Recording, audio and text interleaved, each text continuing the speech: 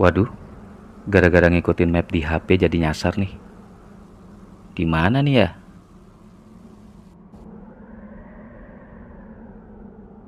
Nah, itu dia ada orang.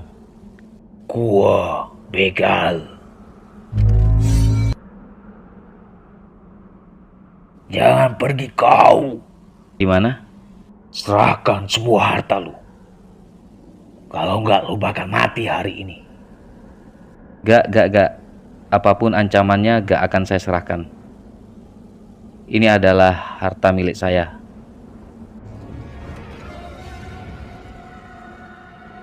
Rasakan kemampuanku. Mati kau. Hey, jumpa lagi di channel Teori, teman obrol Ari. Ya, baru saja kita melihat Thanos lagi begal ya. Dari gambaran peristiwa tersebut, ya kita ketahui korban begal melakukan pembelaan terhadap harta miliknya. Sehingga adanya tindakan fisik yang dilakukan oleh pelaku begal untuk mendapatkan harta milik dari korban. Jadi ada dua kemungkinan nih yang bakal terjadi. Yang pertama, pelaku menang, korban kalah. Atau kedua, korban membela dan menang, sedangkan pelaku kalah. Kali ini saya akan membahas poin yang kedua. Jadi sebelumnya, pernah kan kita banyak mendengar tindakan pidana begal di jalan? Lalu, apakah kita harus menyerahkan barang begitu saja? Jawabannya, enggak. Harus berani dong. Muncul lagi pertanyaan. Kalau kita selaku korban lawan dan ternyata tidak sengaja membunuh begal, gimana dong? Apakah kita akan dipidana karena telah membunuh? Makna antara pembunuhan dengan melakukan pembelaan yang mengakibatkan nyawa hilang itu sangat berbeda. Oke, let's go.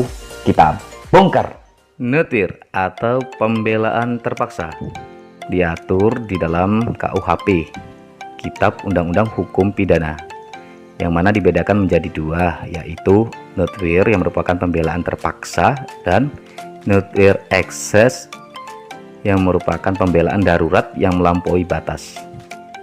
Hal ini diatur jelas di dalam pasal 49 KUHP yang berbunyi ayat 1, tidak dipidana barang siapa melakukan perbuatan pembelaan terpaksa untuk diri sendiri maupun untuk orang lain, kehormatan, kesusilaan, atau harta benda sendiri maupun orang lain, karena ada serangan atau ancaman serangan yang sangat dekat pada saat itu yang melawan hukum.